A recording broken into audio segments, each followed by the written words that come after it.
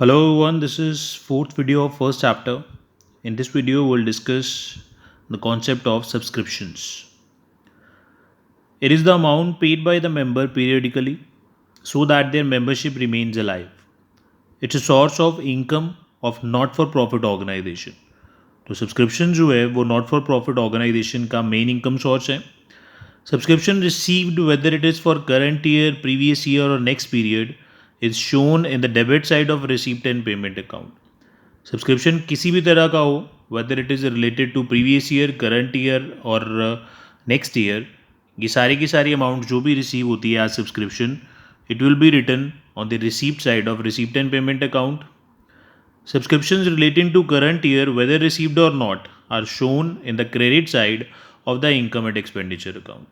और जो इस साल का सब्सक्रिप्शन है जो सिर्फ इसी साल से रिलेटेड है वो लिखा जाएगा income side, income and expenditure की. Subscription not received means outstanding are shown on the asset side of balance sheet. जो सब्सक्रिप्शन आउटस्टैंडिंग है मीन्स अभी तक आया नहीं है लेकिन आने वाला है. It is shown on the asset side of balance sheet. And subscription received in advance for the following years are shown on the liability side. और जो सब्सक्रिप्शन एडवांस में मिल चुका है उसे लाइबिलिटी साइड पे लिखा जाता है. Amount of subscription to be shown in the income and expenditure account is calculated as follows. तो कैलकुलेट करने के लिए हम क्या करते हैं, first of all subscription receive during the year. जो भी अमाउंट हमें सब्सक्रिप्शन की रिसीव हुई है ड्यूरिंग द ईयर उसमें हम ऐड करेंगे subscription outstanding at the end of the year. Eight the end of the current year means इस साल का जो आउटस्टैंडिंग होगा उसमें ऐड किया जाएगा because that amount is belong to current year but still not received. Subscription received in advance in the beginning of the year. Beginning means जो previous year में सब्सक्रिप्शन एडवांस मिला होगा वो इस साल के लिए होगा तो दैट विल बी एडेड. तो आउटस्टैंडिंग करंट ईयर का जो है उसे ऐड करेंगे और जो ओपनिंग एडवांस है उसे भी ऐड करेंगे जो पिछले साल में इस साल के लिए आया था. लेस करेंगे subscription outstanding in the beginning of the year. जो इस साल के शुरू में आउटस्टैंडिंग होगा means that is related to previous year तो उसे माइनस करना होगा. And subscription received in advance at the end of the year.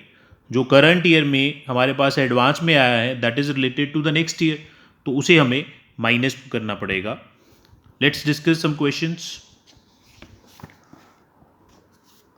Question number 16. During the year ended 31st March 2021, subscription received by Jaipur Literary Society were rupees 4,20,000. So this is the total amount of subscription received during the year. These subscriptions include 14,000 received for the year ended 31st March 2020. So this is the opening outstanding value. Means with this is related to previous year. On 31st March 2020 यहाँ पे statement में mistake है, it should be 21. So 31st March 2021 subscription due but not received were 10,000 and this is related to the current year. Outstanding for the current year is 10,000. What amount should be credited to income and expenditure account for the year ended 31st March 2021 as subscription?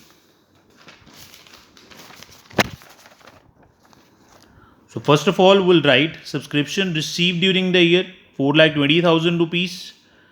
Minus करेंगे outstanding at the beginning of the year which is 14,000. It is related to the previous year तो इसको minus करना पड़ेगा. Add करेंगे outstanding at the end of the year. This is current year's outstanding 10,000. इसे add करेंगे. Your answer will be 4,16,000 and this amount will be credited to income and expenditure account. Before we discuss next question, we need to understand the concept of outstanding subscription. देखिए जो outstanding subscription होता है it can be of two types. Subscription outstanding as on 31st March 2021 इस तरह से लिखा हो सकता है and subscription outstanding for the year ending 31st March 2021. इन दोनों लाइंस में फ़र्क ये है एज ऑन का मतलब है कि 31st March 2021 तक का आउटस्टैंडिंग. इट मीन्स अगर प्रीवियस ईयर का कोई अमाउंट अभी भी आउटस्टैंडिंग है तो वो इस 10,000 में इन्वॉल्व होगा. मीन्स अगर 31st March 2020 की कोई अमाउंट अभी भी आउटस्टैंडिंग है that amount will be involve in this.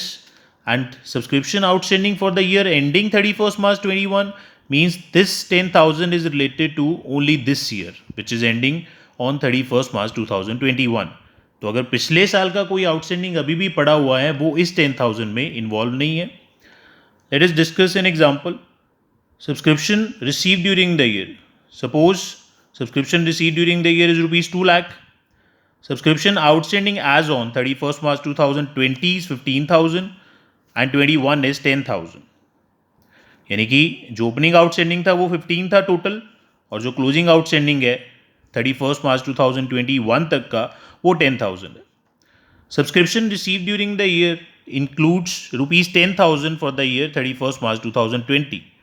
इस साल में जो सब्सक्रिप्शन आया है विच इज़ रुपीज़ 2 लाख, उसमें पिछले साल के आउटस्टैंडिंग में से सिर्फ 10,000 ही इन्वॉल्व है। पिछले साल का आउटस्टैंडिंग था 15, इसमें कितना इन्वॉल्व है 10,000। यानी कि जो 5,000 विच इज स्टिल आउटस्टैंडिंग वो किस में होगा, वो होगा इस 10,000 में। तो इसको दो तरह से ट्रीट कर सकते हैं। Subscription receive during the year 2 lakh rupees that is given, less outstanding at the beginning of the year. Outstanding at the beginning था 15,000, लेकिन इस 2 लाख रुपीज़ में इन्वॉल्व कितना है, सिर्फ 10,000। तो हम यहाँ पे 10,000 माइनस करेंगे क्योंकि 2 लाख में 10,000 ही इन्वॉल्व है पिछले साल का। उसके बाद outstanding at the end of the current year, subscription outstanding as on 31 March 2021 is 10,000, लेकिन क्योंकि पिछले साल का पूरा सब्सक्रिप्शन अभी भी नहीं आया है तो उसमें जो 10,000 बैलेंस होगा 5,000 रुपीज़, 15,000 आउटस्टैंडिंग था उसमें से 10,000 आ चुका है, means 5,000 is still pending and that 5,000 is involve in this amount. तो 10 में से अगर 5 पिछले साल का है तो इस साल का कितना बचा, 5,000 रुपीज़, जो हम ऐड करेंगे। तो यहाँ पे हमने for the year ending add किया है, this is for the year ending 31 March 2021। पिछले साल का इन्वॉल्व था 10,000 जबकि आउटस्टैंडिंग था 15, तो हमने 10,000 माइनस किया। इस साल तक का आउटस्टैंडिंग था 10,000, लेकिन इस साल के लिए जो आउटस्टैंडिंग था वो सिर्फ 5,000 था। तो इस तरह से आपका आंसर आ जाएगा 1,95,000 रुपीज़। अगर दूसरे तरीके से करेंगे तो 2 लाख में से हमने पिछले साल की फुल अमाउंट माइनस कर दी और इस साल की फुल अमाउंट प्लस कर दी। आपका आंसर दोनों केसेस में सेम आएगा। फ़र्क सिर्फ ये है कि यहाँ हमने for the year ending amounts जो हैं वो ली है, यहाँ पे हमने एज ऑन वाली अमाउंट्स ली है। हमने पूरा का पूरा वो माइनस कर दिया और इस साल तक का जो आउटस्टैंडिंग था वो पूरा का पूरा प्लस कर दिया। So this is the concept of outstanding subscription. Thank you.